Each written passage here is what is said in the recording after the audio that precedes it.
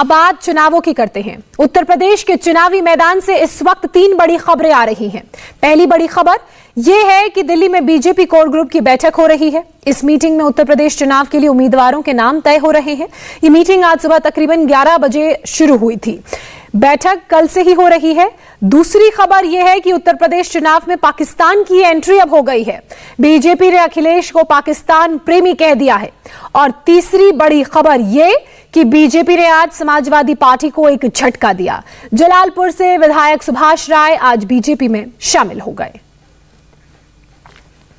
इन तीनों ही खबरों पर विस्तार से बात करेंगे, लेकिन शुरुआत सबसे बड़ी खबर के साथ जो चुनावों से जुड़ी हुई है। आपको सुनाते हैं अखिलेश यादव पर कैसे अटैक किया। कि अखिलेश यादव जी ने इंटरव्यू में कहा है, साक्षात्कार में कहा है कि पाकिस्तान भारत का असली दुश्मन नहीं है। अखिलेश यादव जी का कहना कि वो पाकिस्तान को भारत का असली दुश्मन नहीं मानते हैं और भारतीय जनता पार्टी केवल और केवल वोटों की राजनीति के कारण पाकिस्तान को दुश्मन मानती है। दुखद, चिंताजनक और शर्मनाक। तुरंत अखिलेश जी को अपने इस बयान पर पश्चाताप करना चाहिए, क्षमा याचना करनी चाहिए। मैं आज अखिलेश जी से लखनऊ में बैठकर चंद सवाल पूछना चाहता हूं। अखिलेश जी, क्या कश्मीर के बंधु हमारे भाई नहीं? जिन कश्मीर के बंधुओं के ऊपर रोज पाकिस्तान की गोली चलती है, गोलाबारी होती है और निहत्थे लोग, निर्दोष लोग पाकिस्तान द्वारा भेजे गए आतंकवादियों द्वारा मारे जाते हैं, क्या उनका जीवन नहीं? हर समय जिस प्रकार पाकिस्तान भारत के ऊपर षड्यंत्र के अंतर्गत आतंकवादी हमले करता है, क्या भारत का दुश्मन पाकिस्तान नहीं? आपका यह कहना कि भारत का असली दुश्मन पाकिस्तान नहीं है, यह तो भारतीय जनता पार्टी पाकिस्तान को दुश्मन बना रही है। मैं तो इतना कहना चाहूंगा और बिल्कुल स्पष्ट कहूंगा, चाहे अखिलेश जी बुरा माने, जिन्ना से जो करे प्यार वो पाकिस्तान से कैसे करे इनकार।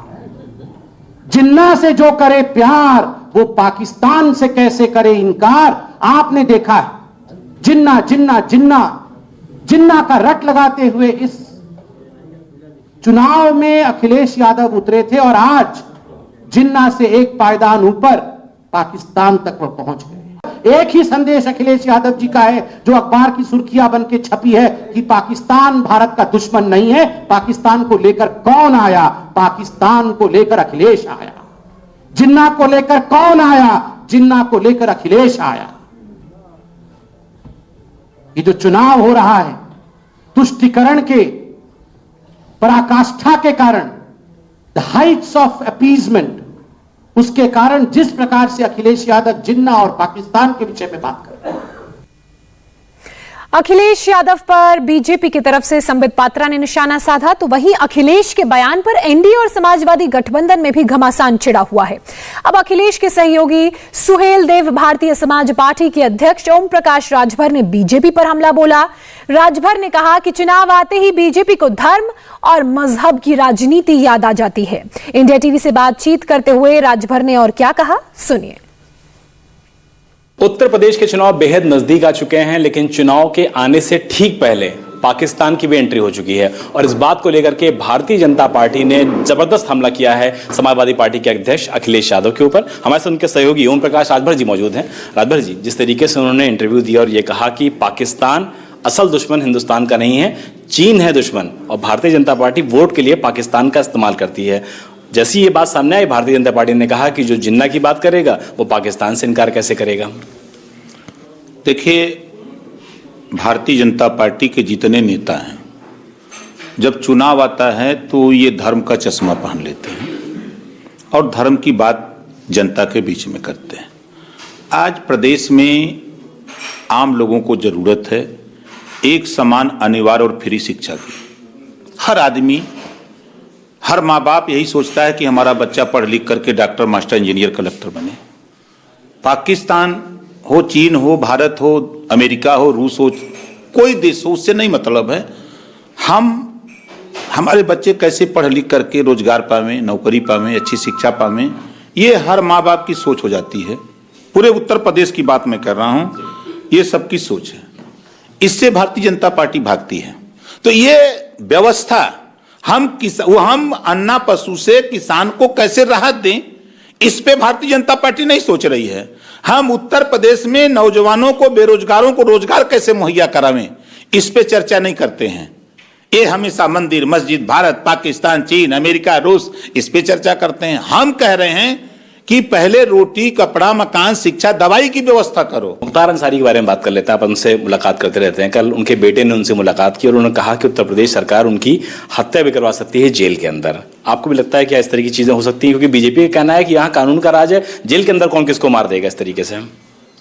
क्या बात करते हैं, जेल के अंदर मारा गया है अपराधी। वो क्या नाम था उसका जो जेल में हत्या हुई थी, मुन्ना बजरंगी का। अंसारी को क्या अपने आप भाजपा के या समाजवादी पार्टी के समर्थन के साथ चुनाव लड़ा सकते हैं? देखिए, वो तो खुद सक्षम है। 20 साल से लगातार मऊ की जनता उसको वोट देती है और विधायक बनाती है। जेल के अंदर मैं तो बड़ा आश्चर्य रहता हूं कि यहाँ भाजपा के मंत्री लोग जा रहे हैं तो गौवा में दौरा ले रहे हैं। अभी देखा ना डिप्टी सीएम बेचारे का, हमारे केशव मौर्य का, मतलब ये अनाप शनाप हमने वो देखा, सोशल मीडिया पे देखा इस तरह का। और वो 20 साल से, जिसको लोग माफिया कहते हैं, 20 साल से वो व्यक्ति, उस क्षेत्र की जनता उसको वोट दे के एमएलए बना रही है। बड़े आश्चर्य की बात है। और यहाँ 5 साल में जनता दौरा ले रही है। सवाल ले लेते हैं, कितनी सीटें आ रही हैं आपकी गठबंधन? क्योंकि बीजेपी साफ साफ कह रही है कि 325 इस बार 100% हो रहा है, आप लोग कह रहे हैं 400 हो रहा है, सीट 403 ही है। तो कितनी मतलब सीटें आ रही हैं आप लोगों की? देखिए, मैं भी धीरे धीरे पढ़ रहा हूं। हम बलिया में हैं, 7 सीटें हैं, मऊ में 4 सीटें हैं, आजमगढ़ में 10 सीटें हैं, गाजीपुर में 7 सीटें हैं, अम्बेडकर नगर में 5 सीटें हैं। हम इतने दूरी का ही हम बता दें, 1 सीट भाजपा बता दे जीत रही हो। हम चले गोरखपुर में, अतिशयोक्ति रिजल्ट आएगा इस बार गोरखपुर मंडल में, ये मैं कह रहा हूं। अभी भाजपा को पता नहीं है, महंगाई की मार से त्राहिमाम है गांव में। ओम प्रकाश राजभर को आपने सुना, तो वहीं पाकिस्तान पर अखिलेश के बयान को लेकर बीजेपी के साथ साथ उसके सहयोगी दल भी अब हमलावर हो गए हैं। केंद्रीय मंत्री और अपना दल की नेता अनुप्रिया पटेल ने भी अखिलेश पर बड़ा अटैक किया। अनुप्रिया पटेल ने कहा कि चुनाव उत्तर प्रदेश में है तो अखिलेश को उत्तर प्रदेश की बात करनी चाहिए। अनुप्रिया ने अखिलेश यादव से उनका उत्तर प्रदेश के लिए विजन पूछा, साथ ही चुनाव में एनडीए की जबरदस्त वापसी का भी भरोसा जताया। उत्तर प्रदेश में चुनावी रणभेरी बच चुकी है। सभी पार्टियां अपनी जबरदस्त तरीके से तैयारी कर रही हैं। उत्तर प्रदेश में भारतीय जनता पार्टी के प्रमुख जो सहयोगी दल हैं, अपना दल एस, उनकी राष्ट्रीय अध्यक्ष अनुप्रिया जी हमारे साथ मौजूद है, जो कि केंद्र सरकार में मंत्री भी हैं। मैम, आपसे जानना चाहूंगा, इस समय जो उत्तर प्रदेश में चुनाव चल रहा है, आज अखिलेश यादव का बयान आता है कि पाकिस्तान जो है वो हिंदुस्तान का उतना बड़ा दुश्मन नहीं है जितना बड़ा चीन है। इस बयान को आप किस आधार पर देखती हैं मैम? देखिए, मैं तो उन्हें यही सलाह दूंगी कि उत्तर प्रदेश में वो चुनाव लड़ने जा रहे हैं और उत्तर प्रदेश की जनता को वो क्या देना चाहते हैं, उनका क्या विजन है, इसकी बात होनी चाहिए। मुझे लगता है कि उन्होंने 2012 से 2017 के बीच में जब सरकार चलाई तो उस दौरान उत्तर प्रदेश की जनता की उम्मीदों पर खरे नहीं उतर पाए, इसलिए क्या उन्होंने किया बताने के लिए कुछ है नहीं। हमारी सरकार ने 5 साल जिस डबल इंजन की तेज रफ्तार के साथ उत्तर प्रदेश में काम किया है, तो हमारे पास अपनी बहुत सारी उपलब्धियां हैं गिनाने के लिए, और उन उपलब्धियों को लेकर हम उत्तर प्रदेश की जनता के बीच में जा रहे हैं और इसीलिए पूरे भरोसे के साथ कह रहे हैं कि जनता की अपेक्षाओं पर खरे भी उतरे हैं और एक बार फिर हमारी एनडीए की सरकार की जबरदस्त तरीके से वापसी होने जा रही है। 10 मार्च को चुनाव परिणाम आएंगे तो आप स्वयं इस बात को देखेंगे। विपक्ष आरोप लगा रहा है कि मैम, एनडीए के जितने भी प्रत्याशी घोषित हुए हैं भारतीय जनता पार्टी के, इकलौते स्वार कैंडिडेट को अगर छोड़ दिया जाए, हैदर अली खान को, जिनको कि आपने टिकट दिया है, एक भी मुस्लिम कैंडिडेट नहीं है। तो विपक्ष कह रहा है कि ये तुष्टीकरण की राजनीति भारतीय जनता पार्टी कर रही है और आपकी तरफ से भी एक कैंडिडेट मुस्लिम आया है। इसको किस कंटेक्स्ट में देखती हैं आप? देखिए, भारतीय जनता पार्टी ने किस कैंडिडेट को उतारना है ये उनका आंतरिक विषय है, उनकी पार्टी ने निर्णय लेना है। मेरी पार्टी दलित, कमजोर, पिछड़े, अल्पसंख्यक सबके हितों के लिए काम करती है और हमने अपनी एक सीट, जिस शुरुआती चरण में, प्रथम चरण में वो चुनाव होना है, तो हमने एक बहुत ही प्रतिष्ठित और जिनकी एक अच्छा वहाँ की आम जनमानस के साथ लगाव है, जुड़ाव है, और वहां की जनता जिनको बहुत आदर और सम्मान के भाव से देखती है, उस परिवार को हमने मौका दिया है और हमें पूरी उम्मीद है कि वहां की जनता स्वीकार भी करेगी, परिवर्तन करेगी और उस परिवार को एक मौका देगी उस क्षेत्र का प्रतिनिधित्व करने का। बीजेपी के राष्ट्रीय नेताओं से आपकी मुलाकात हुई है, गृह मंत्री अमित शाह से आपकी मुलाकात हुई है, मैम सीटों को लेकर के बातचीत फाइनल हुई क्या? पिछली बार कहा जा रहा था कि चूंकि आप लोग 11 सीट पे लड़े थे, इस बार शायद आपकी डिमांड 20 की है, कुछ क्लियरिटी हो पाई क्या?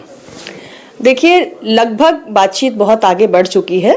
कई सीटों पर हम एक अंतिम फैसला कर चुके हैं, लेकिन कुछ सीटों पर अभी हमारा जो मंथन है वो जारी है और जल्दी हम उसको भी फाइनल कर लेंगे। पश्चिमी उत्तर प्रदेश और पूर्वांचल को लेकर के मैम क्या स्थिति देखती हैं? पूर्वांचल चूंकि आप लोग का गढ़ है, वहां आप लोग कंटेस्ट न सिर्फ करते हैं बल्कि बीजेपी को और अपनी पार्टी को आगे लेके जाते हैं। पूर्वांचल की क्या स्थिति? क्योंकि अखिलेश यादव का कहना है कि पूर्वांचल तो पूरा समाजवादी पार्टी स्वीप कर रही है। नहीं, माननीय अखिलेश यादव जी तो ये कहेंगे ही कि वो स्वीप कर रहे हैं, चुनाव के मैदान में है, तो मुंगेरी लाल के हसीन सपने देखने का सबको अधिकार भी होता है। इंडिया टीवी हर वक्त हर जगह डाउनलोड करने के लिए सर्च करें India TV news Google play store या ऐप स्टोर पर।